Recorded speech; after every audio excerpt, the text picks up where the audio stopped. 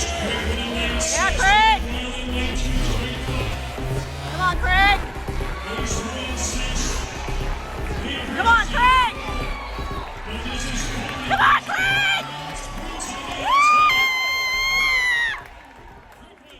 Hey, Autumn Athletes, Larry Sorensen here, and today I'm going to connect with Craig Wood to find out what makes him an Autumn Athlete that's not done yet. Before we get started, please remember, if you enjoy our content, like, subscribe, and ding that bell for notifications. All right, let's begin. Craig, thanks so much for joining us today. Why don't you kick us off with a brief introduction of yourself? You bet. So my name's Craig. I'm 56 years old. Been married for close to 35 years, 3 grown kids, 8 grandkids who like to try to outrun me in sprints, but they haven't succeeded yet, including my college football son, which is great. Run 2 companies. I'm a president of one, a developer in the other, and spend most of my time running companies, managing my family, and then competing in track and field.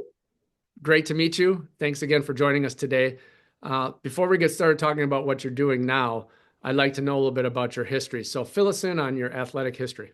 The long story as short as possible, I was the kid that grew up on a small farm. And I read somewhere in a Sports Illustrated magazine about some wide receiver in the NFL who got exceptionally fast chasing chickens and cows. And I looked out my window and thought, I've got chickens, I've got cows. So literally that day, went to the chicken coop and started chasing chickens around until I could finally catch a chicken with my bare hands. And then would go out in the pasture and chase cows. You don't think cows are fast, but they're a lot faster than you think. So by the time I was about 12 years old, I could catch a cow, slap it on the butt. And that's where I developed my love of speed and going fast. So early on, that kind of transferred into soccer. I ended up playing soccer, won a state championship with a goalkeeper who would later on go on to be a World Cup kind of guy, played in Europe. But as I got into high school, I started looking at all of these athletes that were playing football versus soccer. And I thought, you know, there are more fans showing up for football. And I'm kind of an aggressive guy. I'd like to hit some people. So went out for football. My speed transferred really well from soccer to football. Coach saw I was the fast kid that could tackle. So he put me at free safety and wide receiver. And then that ended up going well, turned into a college football scholarship. Played free safety in college. But back to high school, did track and field for 1 year. Went out for track and field my senior year just to get in better shape for college football. But ended up doing well, went to state, placed in state in the jumps and in the sprints. Also played basketball. Gosh, what else did I do? So soccer, football, basketball, track and field. So yeah, that's the history through college. And then ever since that time, just managed to stay active. I remember being 16 years old thinking, hey, if I just never stop working out, I'll never have to get back in shape. It was just 16-year-old logic. Like, why ever get out of shape? Just stay in shape. And so I've been that guy ever since I've been 16 that has just stuck with lifting weights and sprinting and jumping. And so here I am, 56, still doing most of what I could do in high school. Thank God for that. Have you had any setbacks through any of that time of athletic endeavor? And if you did, how did you overcome them? Yeah, I lost my hair when I was 21 and demoralized me.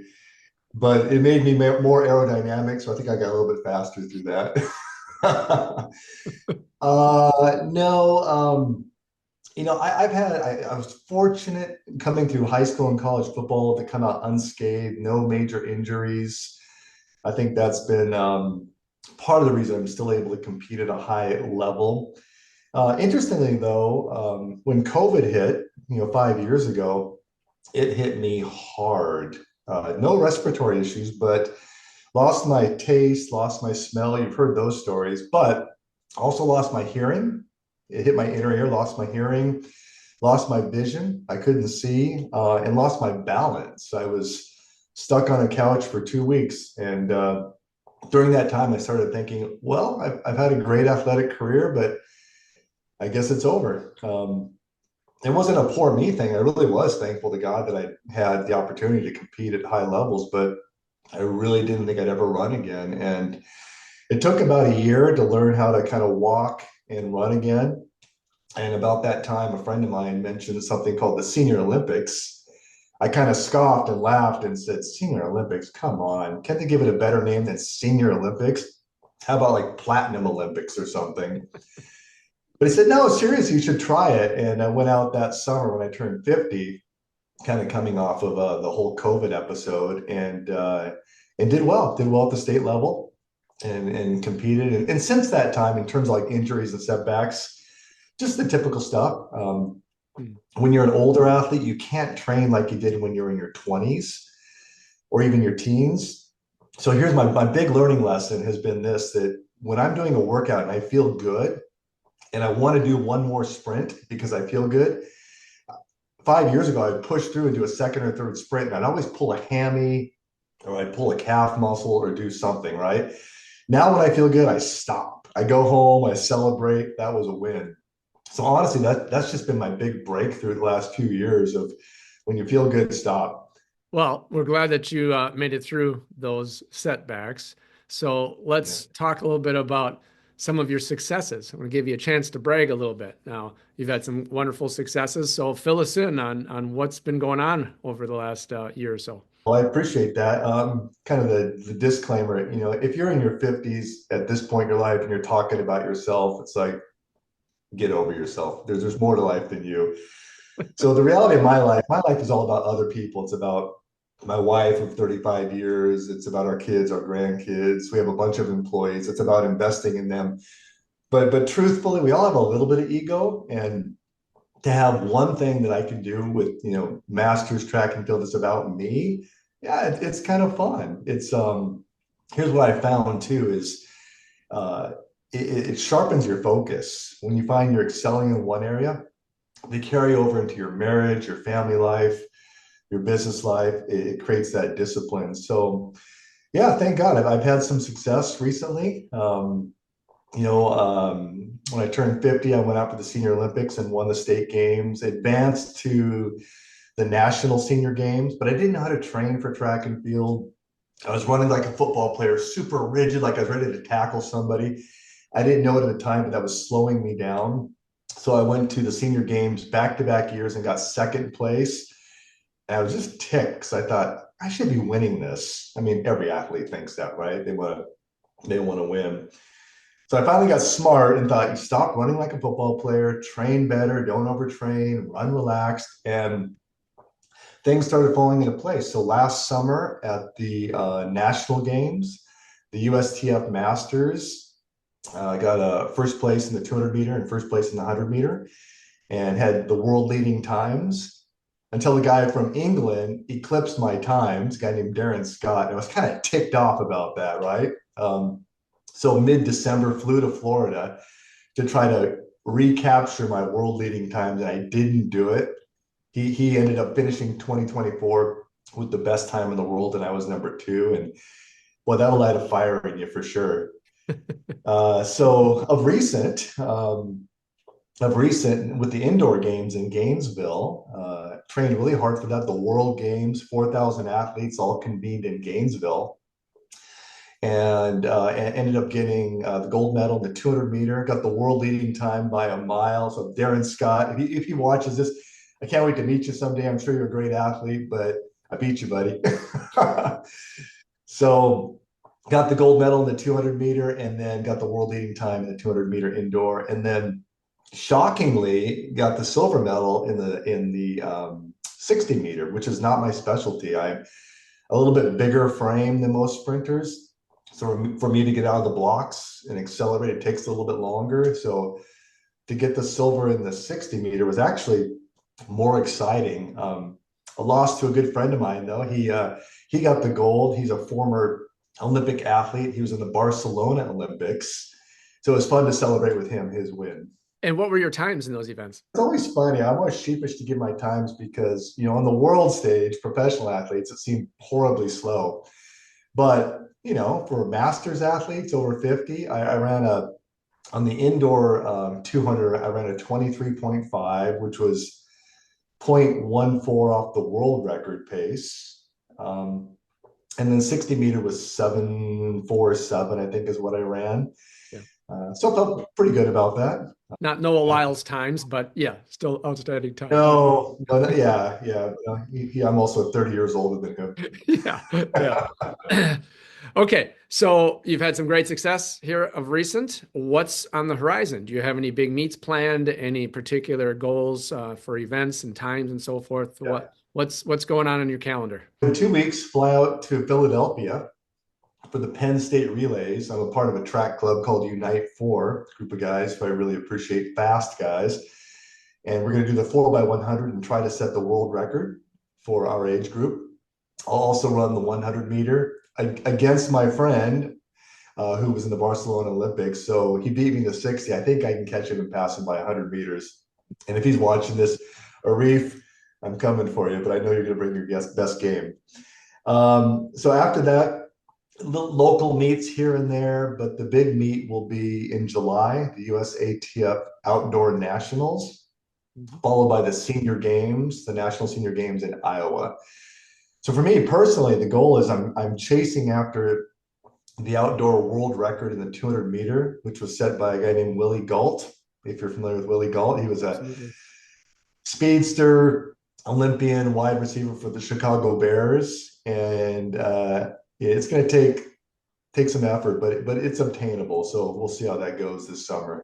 Okay, well, we wish you the best of luck in that journey, and we want to know how you're going to do it and how you've done it so far. So give me some ideas of a typical week, whether it be in season or off season, of your training on the track, off the track, in the gym, cross training, whatever it is you do that has led you to be as successful as you've been so far. It really comes down to, for me, it's 5 days a week, about an hour a day. I'm not going crazy with this training. By the way, all of this assumes good diet. So I'm not an overeater. I tend to eat pretty healthy. I'm about 90% vegan, vegetarian, not a lot of meat. You know, there's some pros and cons to all that, but it's mainly because my wife does the cooking. So I eat what's on the table. That's kind of made me indirectly a vegan. But in terms of like the hour per day of training, every morning at the gym, doing a lot of resistance training, a lot of weight training, just naturally as you age, the atrophy of your muscles, it's just, it's going to happen as you age. So trying to stave off that with a lot of weight training, lots of squats, upper body is super important with sprinting too. People don't realize it, but the strength to propel your body also comes from your upper body. So an hour a day of probably weight training coupled with plyometrics, do a lot of jump training. So pogo hops, jumping up and down, broad jumps, bounders, and then the third component, stretching. So a lot of stretching. So resistance training, lots of plyometrics, and lots of stretching. Even as I'm sitting here in this chair, I'm reminded, most of us at this age are in professional positions where you sit a lot, and then the consequence is your hip flexors tend to atrophy as well. And that's a lot of where your strength comes for sprinting. So I do a lot of hip flexor work in my stretching. And then usually 2 days a week, I go to a track and just do open sprints, do 200 meter workout, do 100 meter workout, 60 meter workout. I'd say every 3 sprint workouts, I've got my grandkids, babies in strollers. So I'm pushing babies in strollers at 20 miles per hour to my daughter's chagrin. Like, Dad, what are you doing? You're going to kill somebody. But it ends up being great training. So it forces you to lean forward while you're pushing a baby stroller. So, I don't think Noah Lyles, to your comment earlier, is doing that. Break one of those workouts down a little bit more, whichever one, maybe your favorite one, like how many repetitions, what kind of rest, really give us an idea of what you would do to go to the track for one of those types of workouts. Here in the Northwest, it's rainy and cold. So I feel like autumn athletes, aging athletes, are like diesel trucks. You don't just get in a diesel truck and take off. You got to let that thing warm up a little bit. So I take a long time, up to half an hour just to warm my body up. Walking up and down the track, doing really light bounders, super light sprints. When it's really cold up here, I'll hop in our sauna to warm my body up. I'll put on all sorts of sweats and then I'll go to the track. But I don't want to risk pulling a muscle. So 20 minutes to 30 minutes of just warm up. And then I'll move into 5 to 8 reps of short sprints, anywhere from 50 to 60 meters at about an 80% pace. Again, still warming my body up. Once I'm warmed up, then I'll tackle the one that's the hardest, the 200-meter sprints. On a cold day, even if your body's warm, running 200 meters by yourself at a lonely high school track takes some motivation. So I'll do a 200-meter sprint, recover. I'll take anywhere from 5 to 10 minutes to recover. Go back and do another 200-meter sprint. And then I'll go back from that and do 2 100-meter sprints and then finish with 50 to 60 meter full speed sprints. So start to finish, the whole workout's only maybe an hour. Yeah. And to the point I made earlier, I used to spend an hour and a half or 2 hours sprinting, but I kept getting injured. So now I'm stopping sooner to maintain the integrity of my body. Okay, you mentioned something a little bit about diet before too. Maybe I want to delve into that just a little bit more. I mean, do you, especially with trying to keep on muscle mass and so forth, do you count your macros? Do you dive into that stuff in depth, or do you just kind of try to eat healthy? It's a pretty simple formula. Yeah, I try to eat healthy. I follow my wife's direction, a lot of plant-based foods.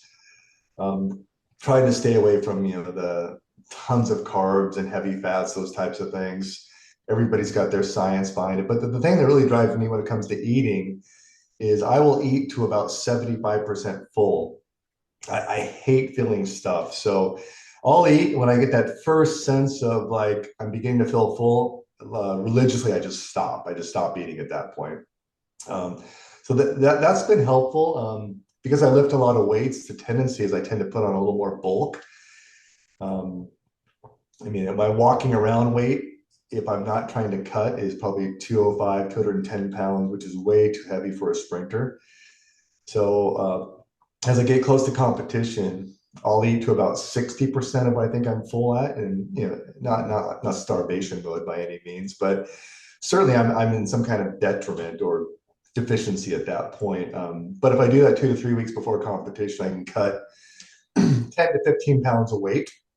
And that's proven to be very effective at making me faster on the track. How about like rest and recovery? What's your approach to that?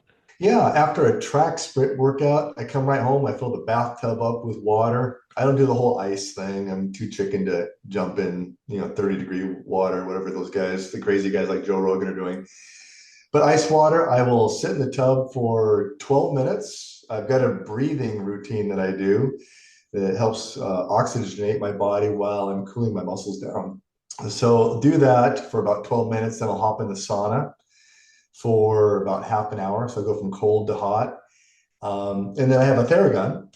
I'll do a massage on my legs, and that's really helped my recovery time significantly. When I first started doing this when I was 50, I'd be sore for 3, 4, 5 days thinking, oh my gosh, I'm getting old. Why am I doing this?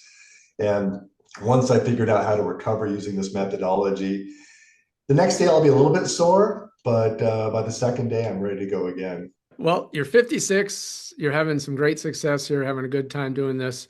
What's the motivation to keep going? What drives you? Yeah, no, that's a great question. When I went out for the first senior games, when I turned 50, I did it kind of laughingly because a guy told me he had done it.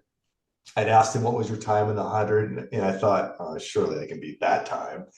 And I told my wife, I said, this is one and done. I'm going to do this once just to prove I can do it. And did it. And I won the state games. I thought, well, maybe I'll just go to national. I'll try nationals out and see what that's all about. And I thought, I'm going to go to national. I'm going to win, and then I'll be done. Just, kind of my one little hurrah. I've got a busy life with kids and family and work.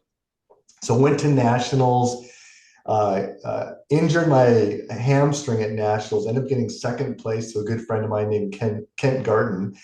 And I'm glad that he won, but it ticked me off. Like, dang it, I should have won that race. And that little spark got started right there. So the motivation went from, let's just try it out, one and done, to, wow, in 6 years, from the time I was 50 to 56, I've cut over a second off of my 200-meter time and 6/10 off my 100-meter time. Conventional wisdom is we're all getting older and we're on the downhill trajectory and we're going to get weaker and slower. And so at my age, to feel like I'm actually improving in something and significantly improving, it's like an endorphin. It's like, well, how far can I go with this? At what point does this thing really start to peter out? And I officially become an old guy. No matter what I do, I'm going to slow down. Right now, I haven't found that. I seem to be getting faster. And I'm a realist. I do realize at some point, I'm going to slow down, but I'm trying to strike while the iron's hot right now and see if I can, chomp away at some of these world records and championships. And the second motivation is I have all of these employees and family members that I didn't plan on doing this, but inadvertently, it's inspiring for them. They love seeing the boss of the company getting after it. He's setting goals, he's achieving things, so it causes them to have some self-reflection of like, how am I pushing myself? How am I getting better? And the point I made earlier when we started this is I've got grandkids now that every time they show up at the track, all they want to do is race Papa. So think about what that's doing for a 5-year-old. The discipline of like sprinting is kind of a cool thing, and let's go tackle each other in the football field.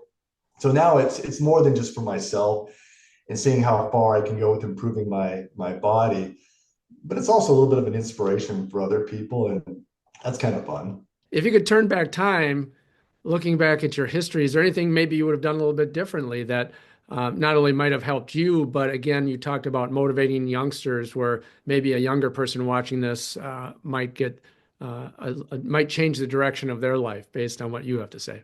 Yeah, I don't have many regrets. I mean, I thank God it's been a good life. I will say coming out of high school, as an athlete, I had an opportunity to walk on at the University of Washington Husky football team, an invitation to come walk on and try out, but it wasn't a scholarship. I was more of a small college or a D2 level football player, but I did have an opportunity to walk on at the University of Washington, but didn't have the confidence, didn't know how I would do. Looking back on it, now that I understand what my potential was, I would have surely made the team. And I'm not just some Uncle Rico, I could throw the football over the hills, Napoleon Dynamite kind of guy. I mean, just an honest assessment. I knew my speed, my strength. I know I would have made the team. That team went on in 1991 to win the national championship. So it could have been a part of that, right? So I think the coaching for the younger version of myself is dream a little bit bigger, chase after a bigger goal. I don't really regret it, but it's an opportunity that passed me by because I was a little bit intimidated and I didn't have the self-confidence. So if you're going to bottle your secret sauce of health and fitness for the rest of us to be able to use, what would the ingredients in that recipe be? Well, let me throw out the things we don't have any control over. DNA. Maybe this is going too far on a limb, but I've got the classic big running back bubble butt. I got all that muscle in my butt, right? That makes you fast. So when it comes to speed, I had nothing to do with that. Just good DNA. So DNA aside, secret sauce is you just got to keep showing up. For example, yesterday was a really hard day at work. Just a couple of things happened that knocked the wind out of my sails. I couldn't help but think about it all last night. I probably had 3 hours of sleep last night. I woke up this morning and just thought, oh gosh, I don't want to go to the gym. But I'm going to be talking to Larry and he's going to ask what the secret sauce is. So it's just like, you just got to show up. You just got to show up day after day after day. I love the Arnold Schwarzenegger quote. You've probably heard it before. He was asked once, why do you work out all the time? And so, well, why do you eat? Why do you sleep? Once you just weave it into the fabric of your routine that it's a non-negotiable, you just show up, you have to do it. It's amazing the results you get over time. And maybe I'll just finish with this last little story. My son will kill me for telling you this story. My son's 31. He finished 5th in state in high school for the 110-meter high hurdles. But when he was 8 years old, we were walking down a trail. And he said, hey, Dad, if I beat you in a 50-meter race, will you give me $50? And I said, sure. So we raced, and it wasn't even close. He's 8, and I'm still fairly young at that time. So it's been an open offer with my son. His senior year, he just got 5th in state. He's out there with the state champion 400-meter runner. When I say there, they're on the street in front of our house. They called me out and said, today's the day. And I go, what? goes, Dad, today you and I are going to race. I'm going to get my $50. And I'd been keeping in shape at that point. I was in my early 40s. So I thought, okay, here we go. So we went out on the street, we marked off 50 meters, and I beat him. I beat him. And so now it's pretty funny. He said, Dad, I don't want to race you now. I think you're gonna have to be 100 years old before I can beat you at this point. So the point of the story is I just have always stuck with it. I just keep showing up every day, do the discipline. It's amazing how much you can stave off father time if you just show up every day. That for me has been the secret sauce. Craig, I want to thank you so much for joining us today and letting us know what makes you an autumn athlete that's not done yet. I'd like to wrap up here by just giving you a chance to address our audience with any final thoughts you might have. I remember watching videos like this of either younger athletes or older athletes, and just you feel like the degree of separation is so far. It's like, why even bother? I have friends that have had knee injuries; they're incapacitated; they can't do the stuff I do. But the encouragement I try to give my friends who feel like their bodies are shot is there's always something you can do. It might be a rowing machine, or it might be a light duty treadmill. But you just got to keep moving. At the gym when I work out, all of the older guys, like 80 plus, they always look at me, they wink, and they say, "You know what, Craig?" I go, "What?" They said, "Well, motion is the lotion. Motion is the lotion." You know, you keep lubricating those joints. So you just got to keep moving, keep your body moving. Even if you've got a serious setback or injuries, find something that allows your body to move. Well, there you go, folks. Great advice from Craig Wood. He's definitely an autumn athlete that's not done yet. Remember, keep moving, set your own goals, and train hard to achieve them. Thanks so much for watching, and we will see you next time.